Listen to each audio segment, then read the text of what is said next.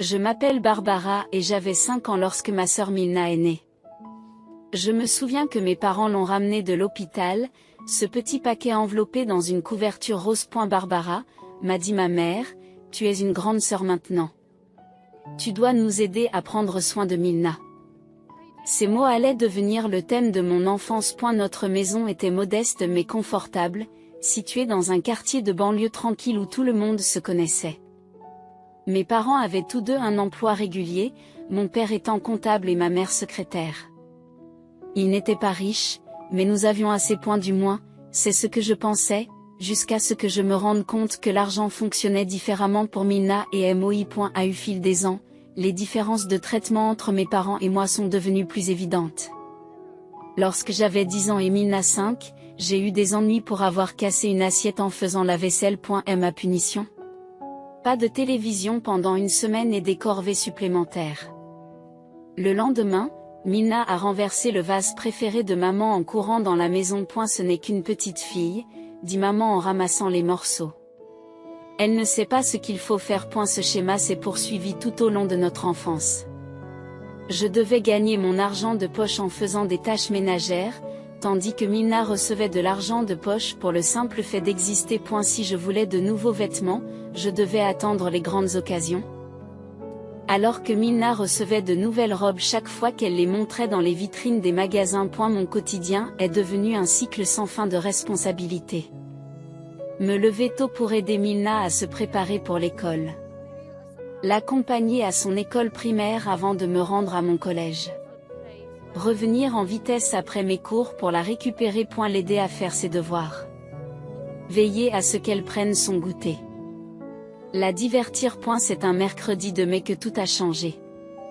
La journée a commencé comme toutes les autres. Je me suis levée tôt, je me suis assurée que Milna avait préparé son déjeuner et je me suis rendue à l'école. J'avais un contrôle de maths ce jour-là.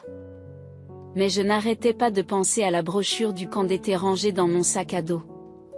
J'avais économisé mon argent de poche et fait des corvées supplémentaires toute l'année pour gagner ma place dans ce prestigieux camp d'art. Mes peintures m'avaient même valu une bourse partielle.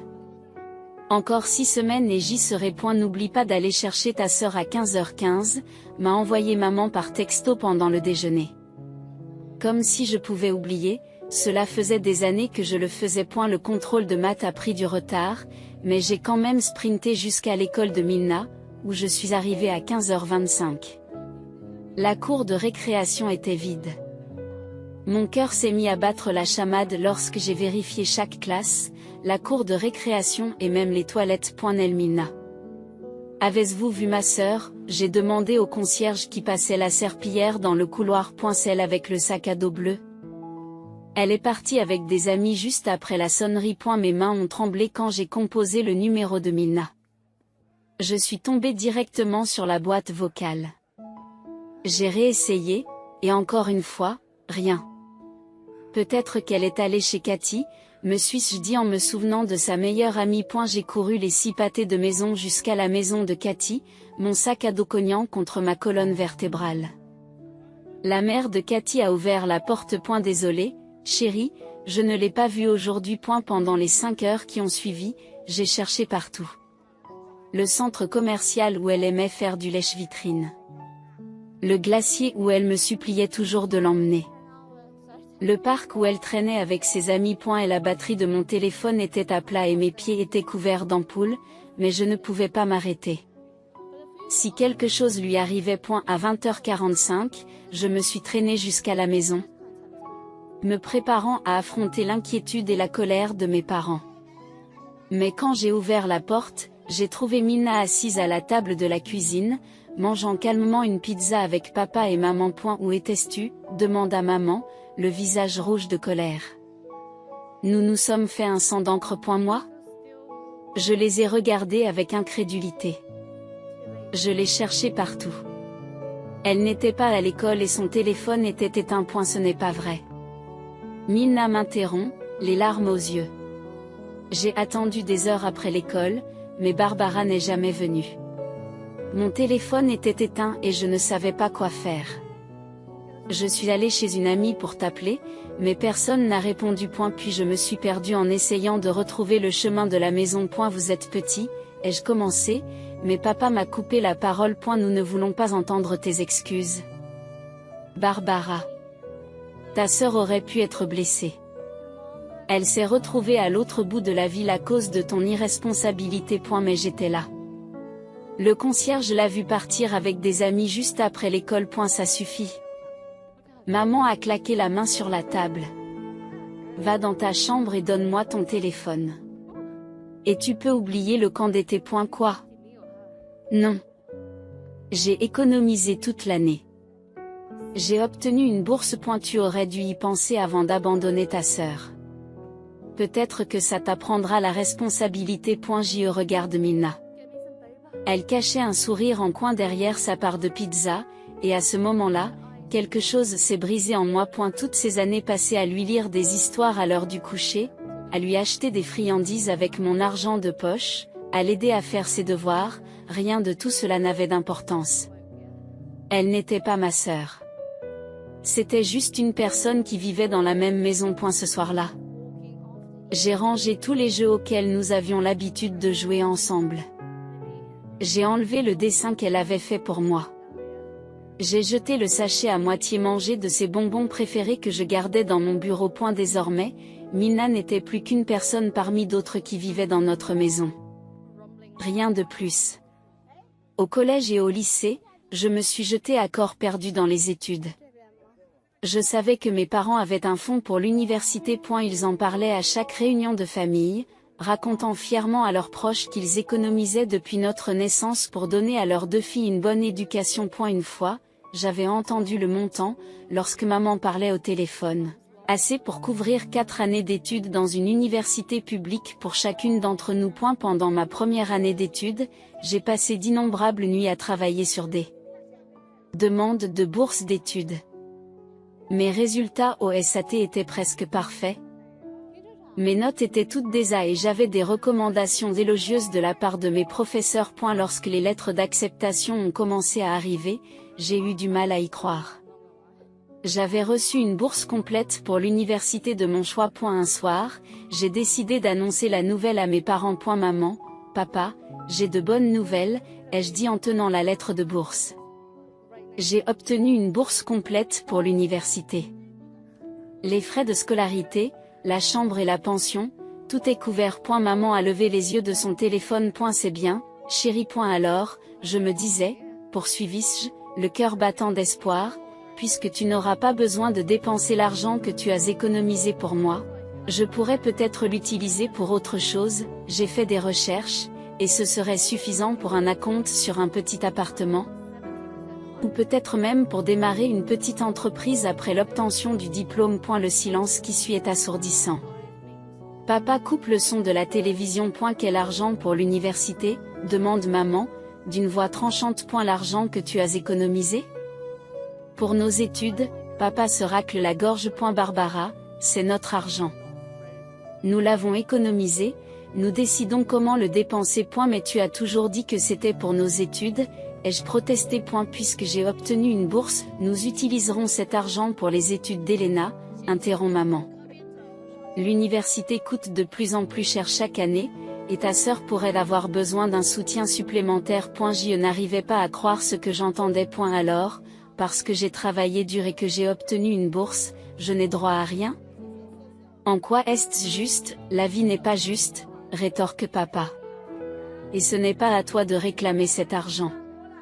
Fin de la discussion. Je suis montée en trombe dans ma chambre. Des larmes de colère brûlant dans mes yeux. Les semaines suivantes ont été insupportables. Mes parents firent comme si de rien n'était, parlant des préparatifs de la remise des diplômes et des achats dans les dortoirs, comme s'ils ne venaient pas d'anéantir mes espoirs. Lorsque j'essayais de remettre le sujet sur le tapis, ils s'éloignaient ou changeaient de sujet. Alors que je faisais mes valises pour l'université cet été-là, je me suis rendu compte d'une chose, j'avais de la chance. J'ai eu de la chance d'avoir travaillé si dur pour obtenir cette bourse. J'ai eu de la chance de ne pas avoir compté sur eux pour mon éducation. Parce que maintenant, je connaissais la vérité, dans cette famille, je ne pouvais compter que sur moi-même. Le jour de mon départ pour l'université, j'ai chargé mes 2 valises dans un Uber, tandis que ma famille dormait à l'étage. Pas d'adieu larmoyant, pas de photos de famille sur le porche d'entrée. Pas de colis de biscuits préparés à la maison. Juste le clic silencieux de la porte d'entrée qui se referme derrière moi. Dès ma première semaine sur le campus, j'ai décroché un emploi au café de l'université. Les horaires étaient brutaux, avec des ouvertures à 5 heures du matin avant les cours et des gardes le week-end pendant que les autres étudiants faisaient la fête, mais cela me permettait d'acheter mes propres manuels et de ne pas craindre de manquer de dentifrice. Le seul contact que j'avais avec ma famille se limitait à de brefs messages vocaux pour les anniversaires et les fêtes. Joyeux anniversaire, maman. J'espère que tu as passé une bonne journée. Joyeux Noël à tous. Resté au chaud. Il répondait rarement, et lorsqu'il le faisait, c'était tout aussi bref. Merci, ma chérie. Prends soin de toi. Une nuit, lors d'une crise d'insomnie, je me suis retrouvée à faire défiler la page Facebook de ma mère. Elles étaient là. Des dizaines de photos de moments familiaux dont j'ignorais l'existence. Mélana, aujourd'hui âgée de 14 ans, au récital de son père, dans des costumes étincelants. Sa fête d'anniversaire élaborée, avec un DJ engagé et des décorations professionnelles. Les dîners de famille avec les tantes, les oncles et les cousins, où elle était clairement le centre d'attention. Des photos d'elle remportant un concours de talent à l'école, posant avec ses amis au centre commercial, le jour de son entrée en 3e. Mel a mentionné que j'étais sur le point d'obtenir mon diplôme avec mention summa cum laude d'une grande université. Mel a pris des photos de ma chaise vide lors des fêtes de fin d'année. C'était comme si j'avais été numériquement effacée du récit familial. Après avoir obtenu son diplôme, mon amie Jessica a suggéré que nous louions un appartement ensemble à Seattle. Et la scène technologique qui est en plein essor, m'a-t-elle dit. Nous pourrions tous les 2 trouver un bon emploi. L'idée de retourner dans le Minnesota ne m'avait même pas effleuré l'esprit. J'ai accepté un poste dans une entreprise de marketing de taille moyenne, en commençant par le programme de débutant. Le salaire n'était pas mirobolant, mais il était suffisant pour payer la moitié du loyer de notre petit appartement de 2 chambres. Je me suis jetée à corps perdu dans le travail, restant tard pour acquérir de nouvelles compétences, me portant volontaire pour des projets stimulants.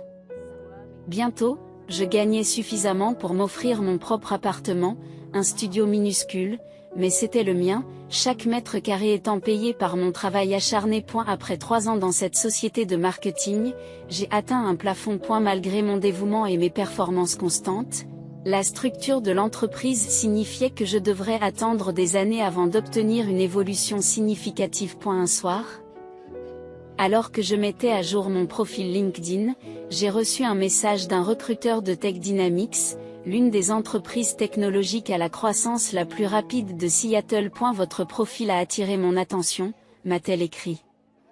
Cela vous intéresserait-il de discuter d'une opportunité avec nous? Le processus d'entretien a été intense. 5 séries de réunions, une présentation et une proposition de stratégie. Mais à 27 ans, je me sentais prête à relever le défi. Lorsque l'offre est arrivée, elle représentait près du double de mon salaire actuel, avec des options d'achat d'actions et des primes qui m'ont fait tourner la tête. Ma carrière a décollé comme une fusée. 2 ans plus tard, je dirigeais ma propre équipe. Mes décisions d'investissement ont porté leurs fruits et je me suis bientôt retrouvée chez un concessionnaire Mercedes, signant les papiers d'une voiture dont j'avais seulement rêvé à l'université. Quelques mois plus tard, j'ai obtenu un prêt hypothécaire pour un bel appartement de 2 chambres dans l'un des quartiers les plus prisés de Seattle. La vie était belle, paisible, jusqu'à ce que mon téléphone sonne un soir de novembre. Barbara, la voix de ma mère semblait étrange, presque hésitante. Comment vas-tu? J'ai failli laisser tomber mon verre de vin. Cela faisait des années que nous ne nous étions pas parlé au-delà des messages de vacances. Je lui ai répondu que j'allais bien, en gardant une voix neutre.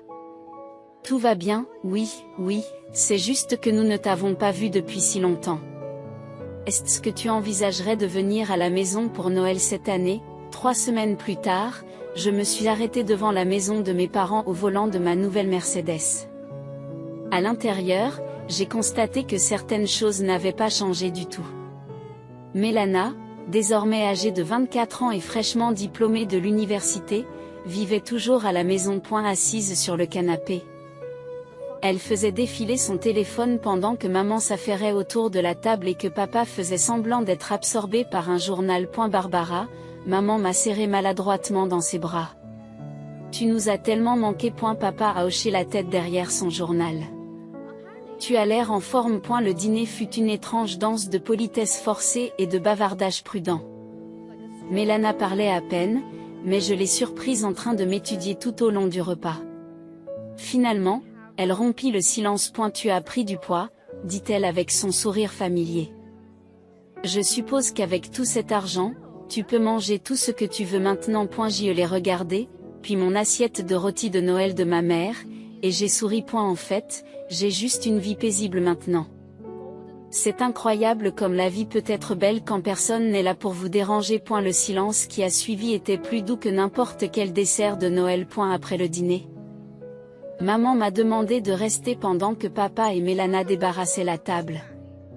Elle m'a emmenée sur le vieux canapé du salon, celui-là même où l'on m'avait dit que mes fonds pour l'université n'étaient pas vraiment les miens. Barbara, ma chérie, commença-t-elle, sa voix prenant ce ton doux dont je me souvenais depuis l'enfance, celui qu'elle utilisait lorsqu'elle voulait quelque chose. Il faut que je te parle de quelque chose d'important. Elle semblait plus âgée que dans mon souvenir, plus fatiguée. Ses mains tripotaient le bord de son pullover pendant qu'elle parlait. Ton père a pris sa retraite au printemps dernier. Sa santé n'est plus ce qu'elle était. Le coût des médicaments est plus élevé que prévu. Et j'ai dû réduire mon temps de travail à mi-temps pour m'occuper de lui. Je suis restée assise en silence, la regardant rassembler ses pensées. Et la maison a aussi besoin de travaux, poursuit-elle en montrant les taches d'eau au plafond. Le toit fuit. La chaudière est ancienne et nous avons du mal à faire face aux réparations de base. Nous avons du mal, Barbara. Puis viennent les mots que j'attendais. Nous avons vu à quel point vous vous débrouillez bien. Cette belle voiture à l'extérieur, votre succès, nous sommes si fiers de vous. Nous nous demandions si vous pouviez nous aider un peu. J'ai regardé la maison où j'avais grandi, le papier peint défraîchi et la moquette usée. Malgré tout, je ne pouvais pas supporter l'idée que mes parents soient en difficulté. Je vous enverrai $1500 par mois, me suis-je entendu dire. Les yeux de maman se sont illuminés. Elle m'a entouré de ses bras et m'a serré dans ses bras pour la deuxième fois de la soirée. Barbara, merci, ma chérie. Cela représente beaucoup pour nous. Fidèle à ma parole, j'ai mis en place les virements mensuels dès mon retour à Seattle. Chaque mois, comme une horloge. $1500 ont été versés sur le compte de mes parents. Je me suis dit que c'était pour payer les factures médicales de mon père et les réparations de la maison. Je n'ai pas demandé de reçu ou de documents, j'étais trop occupée par mon travail pour faire du micromanagement sur la façon dont il dépensait l'argent. Mais de temps en temps, pendant mes rares moments de liberté, je vérifiais la page Facebook de Mélana. Elle était là, au nouveau restaurant Fusion du centre-ville, postant des photos de plateaux de sushi élaborés. Un autre post montrait ses sacs de shopping provenant de boutiques de créateurs. Elle posait dans de nouvelles tenues sur chaque photo, des tenues chères, à en juger par les marques. Tout cela alors qu'elle était censée vivre à la maison avec nos parents en difficulté. Je me suis dit qu'elle avait peut-être trouvé un emploi. Mais ces posts étaient tous publiés pendant les heures de travail. Déjeuner dans des cafés branchés le mardi après-midi. Des virées shopping le jeudi matin. Des journées au spa les lundis. Quelque chose ne collait pas, mais j'étais trop absorbée par ma propre carrière pour enquêter. Mon équipe s'agrandissait, nous avions de grands projets en cours de lancement et j'étais sur le point d'obtenir une nouvelle promotion. L'appel a eu lieu lors d'une réunion cruciale avec mon équipe. Maman n'appelait jamais pendant les heures de travail, notre seule communication s'était faite par le biais des notifications mensuelles de virements bancaires au cours de l'année écoulée. Je me suis excusée et j'ai quitté la salle de conférence. Barbara, nous avons besoin de ton aide, a déclaré ma mère sans préambule. Sa voix était empreinte d'une urgence que je n'avais pas entendue depuis mon enfance. Nous avons besoin de $50 000.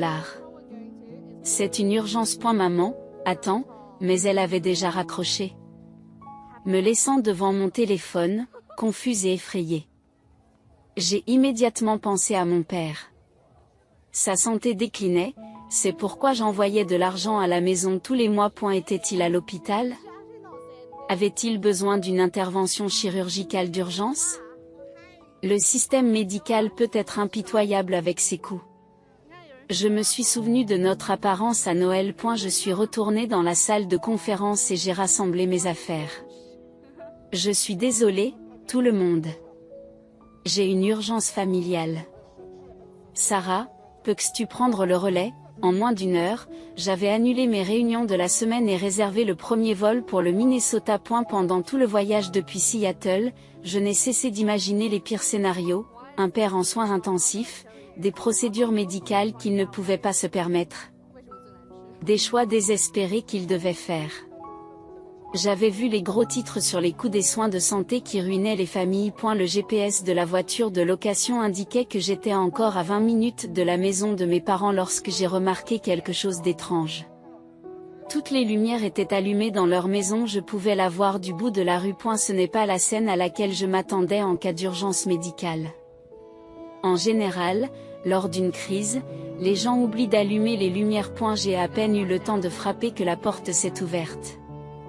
Le visage de ma mère s'est décomposé en me voyant, comme si j'étais un vendeur à domicile plutôt que sa fille qui avait traversé le pays pour une urgence. Barbara? Que fais-tu ici? Derrière elle, je voyais papa assis dans son fauteuil, en parfaite santé et lisant un magazine. Milna faisait les 100 pas dans le salon, tapant frénétiquement sur son téléphone. Tu n'étais pas obligé de venir? Dit maman en me laissant entrer à contre-séure. Nous avions juste besoin que tu nous envoies l'argent. La maison sentait le café et les pâtisseries, certainement pas l'atmosphère d'une crise familiale. Que est-ce qui se passe?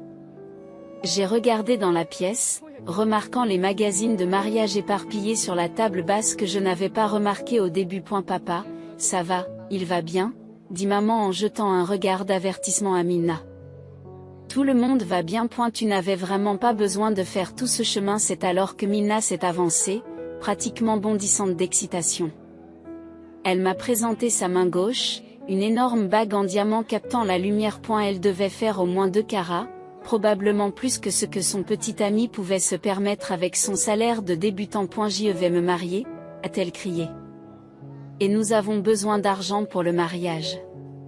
50 000 $ devraient suffire pour l'essentiel. Je suis restée là, abasourdie. Mon bagage à main toujours dans la main.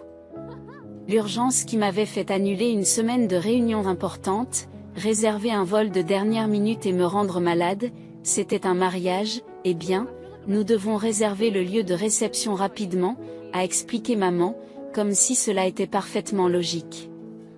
Elle s'est assise sur le canapé, lissant sa jupe, comme si nous étions en train de discuter des projets du week-end. 50 000 €, ce n'est pas beaucoup pour un mariage de nos jours. C'est vraiment très modeste quand on y pense. Milna acquiesce avec enthousiasme, tout en admirant sa bague. En fait, je voulais un mariage à 100 000 $, mais j'ai pensé à toi, Frangine. J'ai tout divisé par 2, pour que ce soit plus facile pour toi. Tu devrais me remercier, vraiment. Je veux dire, ce n'est pas comme si 50 000 $ représentaient encore beaucoup d'argent pour toi. J'ai regardé le visage suffisant de ma sœur, l'expression expectative de ma mère. Et quelque chose en moi a finalement craqué. Non, ai-je dit, d'une voix étonnamment ferme. Je ne te donnerai pas un centime pour ce mariage. Le silence qui suivit fut assourdissant. Le silence qui suivit fut assourdissant. Chuchota Milna, dont l'expression passa du choc à la rage. Tu m'as entendu. Je ne paierai pas le mariage de quelqu'un qui a fait de ma vie un enfer depuis l'enfance. Quelqu'un qui a menti à mon sujet, qui m'a volé et qui m'a fait punir pour des choses que je n'avais pas faites. Quelqu'un dont les sales tours m'ont coûté mon camp d'été, mes privilèges téléphoniques et d'innombrables autres choses. Et vous aussi, me suis-je tournée vers mes parents. Vous avez toujours pris son parti. Vous avez toujours cru ses mensonges plutôt que ma vérité. Comment osez-vous? Maman s'est levée d'un bond du canapé. Après tout ce que nous avons fait pour toi. Tout ce que vous avez fait pour moi. J'ai ri. Parlons plutôt de ce que tu as fait avec mon argent. Montre-moi les reçus. Quels reçus? Papa prend enfin la parole. Les factures médicales que j'ai payées. Les réparations de la maison dont tu disais avoir besoin. Montre-moi où sont passés mes 18 000 $ au cours de l'année écoulée. Et la pièce devient très silencieuse.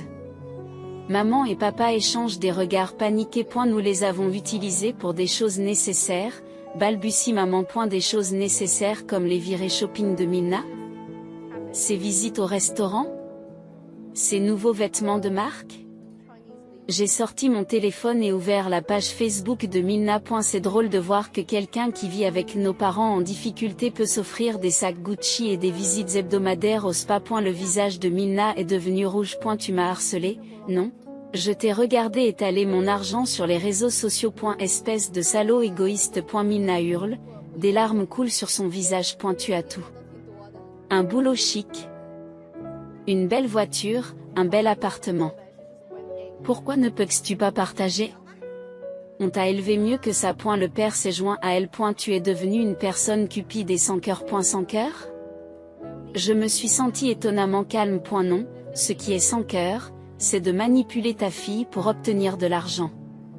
Ce qui est sans cœur, c'est de dépenser ses fonds pour l'université au profit de votre enfant préféré.